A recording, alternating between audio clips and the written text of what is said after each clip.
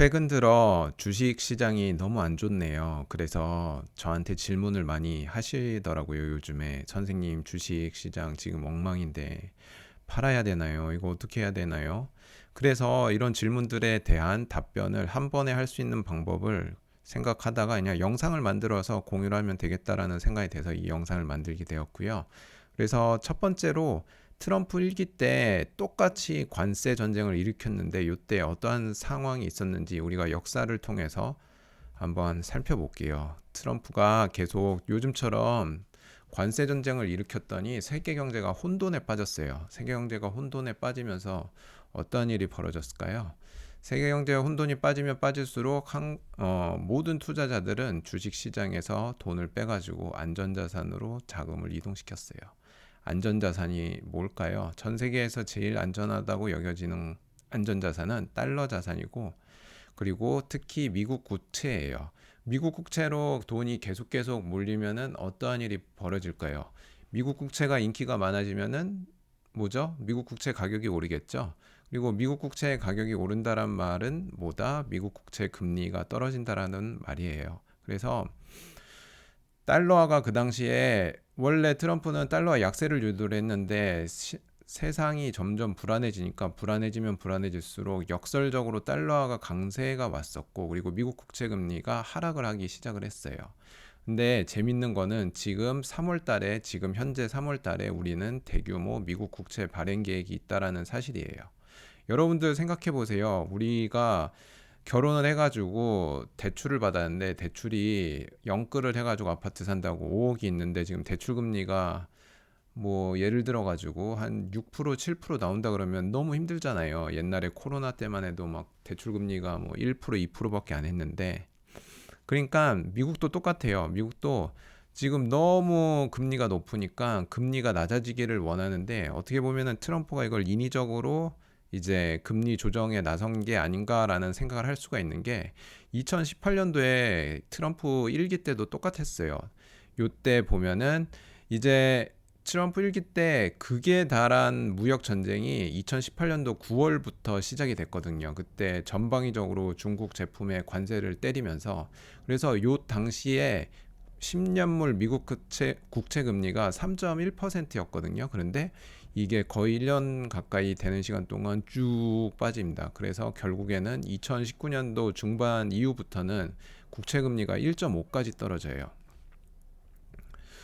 그래서 이 당시에 그 트럼프 일기 때 S&P 500 주가 차트를 보면은, 요때 보면은 2018년도 9월 달부터 제가 그게 달했다 그랬잖아요. 요때 중국의 대대적 관세를 때리기 시작하면서부터 S&P 500 주가 지수가 3천에 거의 달했는데 쭉 계속 미끄러집니다. 미끄러져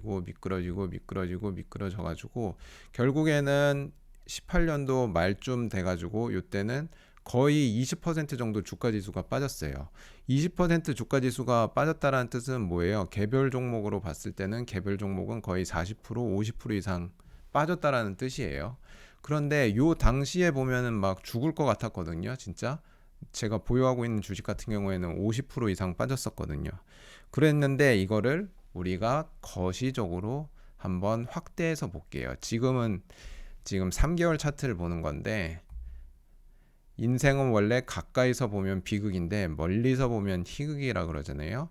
보세요. 주가 차트도 가까이서 보면은 비극인데, 이거 멀리서 한번 볼게요. 멀리서 본다는 얘기는 시계열을 멀리서 보면은, 여기에서 여러분들이 지금 하얀색 표시된 부분이 어떤 부분이냐면은 2018년도에 트럼프 관세 정책 때문에 주가가 빠졌던 거예요. 근데 이때 주가가 빠진 게 지금 되돌아서 보니까 뭐 티도 안 나죠. 멀리서 보니까 살짝 뭉개진 거죠. 그리고 코로나 때도 망가졌을 때 이때 살짝 무너졌고, 지금 보세요. 지금 요 당시에 팔았으면은 2000 중반대에 팔았을 텐데 지금은 5000이 넘어가 있잖아요. 거의 지수가 2배가 상승을 했다는 뜻인 거고, S&P 500이 이 정도인데 나스닥 지수는 어땠을까요? 나스닥 지수 요때예요. 일기 관세 전쟁으로 인해서 주가 조정받았을 때 거의 티도 안 나죠. 멀리서 보니까. 그러니까 인생은 가까이서 보면 비극인데 멀리서 보면 희극이란 말이 주식시장에도 똑같아요. 요 당시에 팔았으면 얼마나 배가 아팠을까요? 지금 19,000 거의 2만 정도까지 갔다가 살짝 내려온 상태긴 한데 뭐 6천 정도에 팔았다 치면은 거의 3배 정도 먹을 수 있는 기회를 놓쳤죠. 그것도 7년 만에. 그러니까 앞으로 우리 7년 뒤에도 보면은 지금 2025년이니까 2032년도에 지금 상황을 뒤돌아보면은 아마 요런 그래프 보여줄 거예요. 아마 찔끔 내려갔는데 아마 그 뒤로는 미친 듯이 올라가 있는 상태겠죠. 이건 개별 주식이에요. 이거 무슨 주식인지 말씀은 안 드리겠지만 요때 관세 전쟁 했을 때 18년도 중반부터 요 19년도 요때쯤에 주르륵 미끄러져서 주가가 37달러까지 박살이 났어요. 근데 지금 얼마예요? 227달러죠? 거의 몇 배 오른 거예요. 장난 아니네요. 지금 7배, 거의 7배 오른 거네요. 이 주식은 뭐다? 애플의 주식이에요. 애플. 그래서 조삼모사라는 말 알죠? 그 원숭이들한테 아침에 먹이 3개 주고 저녁 때 먹이 4개 주겠다라고 그러니까 원숭이들이 난리 쳤잖아요. 그런데 왜 말을 바꿔가지고 주인이 그러면은 아침에 4개 주고 저녁 때 3개 줄게. 그랬더니 원숭이들이 좋다고 난리가 쳤죠. 비슷해요. 트럼프 전략이 집권 초기에는 뭔가 주가가 떨어지거나 잘못된 일이 있으면은 전 정부한테 책임을 전가할 수가 있으니까 초반에는 무역 갈등으로 인해서 주가를 좀 하락시키고 동시에 또 뭘 하락시켰죠? 국채 금리를 하락시켜 가지고 이제 국채로 이제 재금 정부의 재원 조달을 하는데 좀 부담을 줄여주는 거죠. 그리고 선거가 있는 해에는 주가를 부양하는 정책을 썼어요. 그래서 이제 앞으로 2026년에 무슨 선거가 있다? 중간 선거가 있어요. 중간 선거 때 내년도 11월에 있는데 트럼프는 내년도 중간 선거에서 승리하기 위해서는 어찌됐건 내년도 늦어도 내년부터는 주가 부양을 본격적으로 시작을 할 거예요.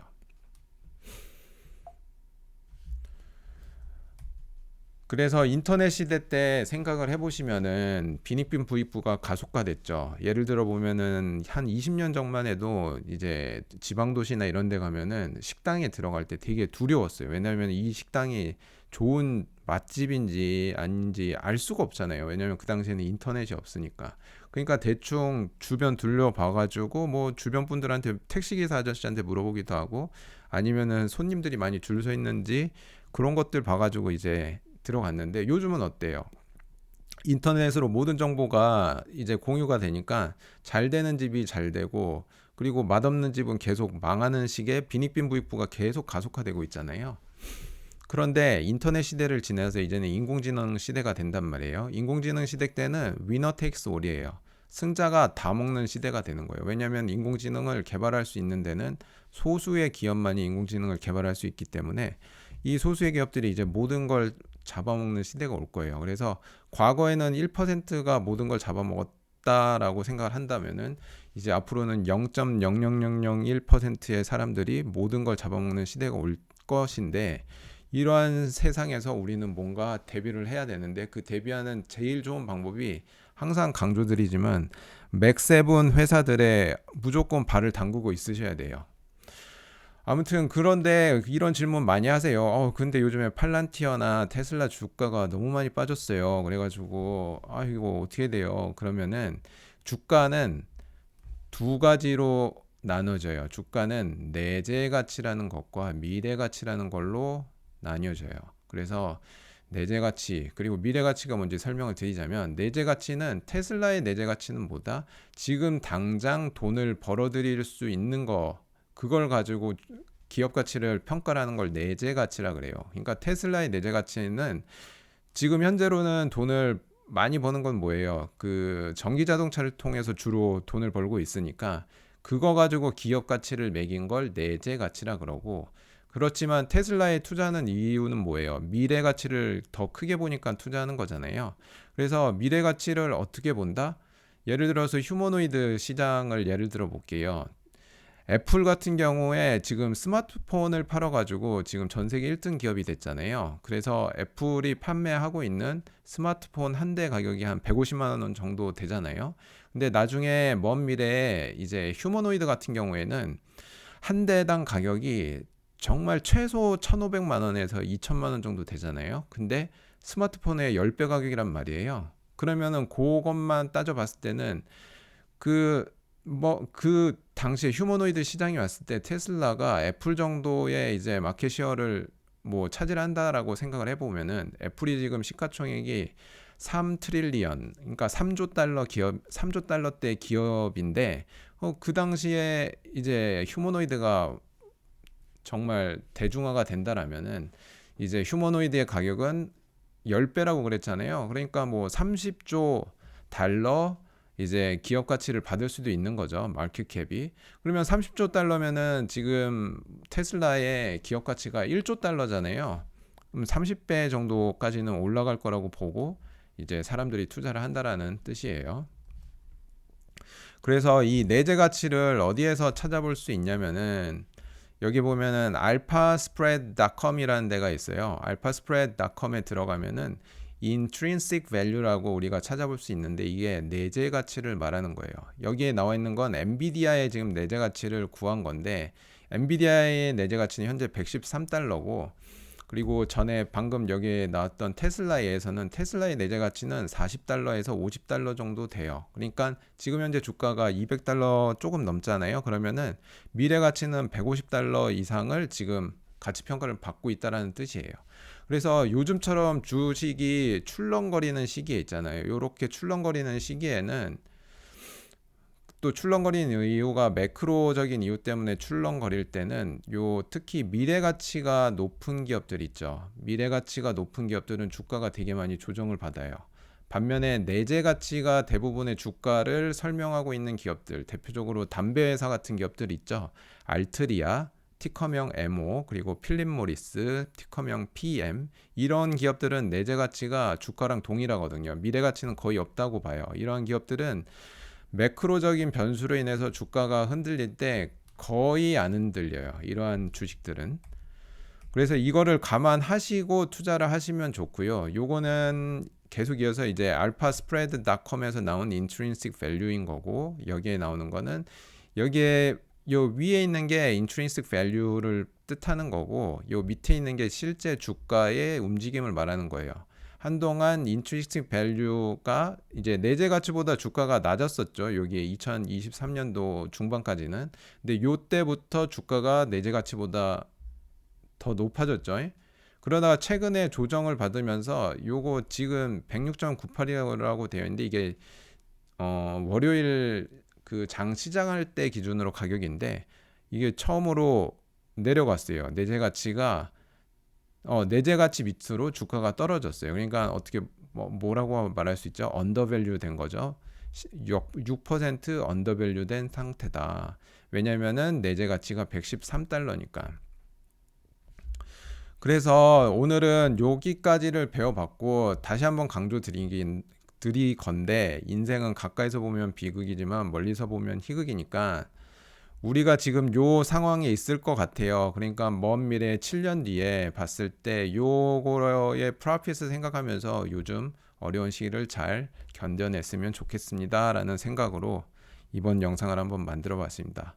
네, 감사합니다.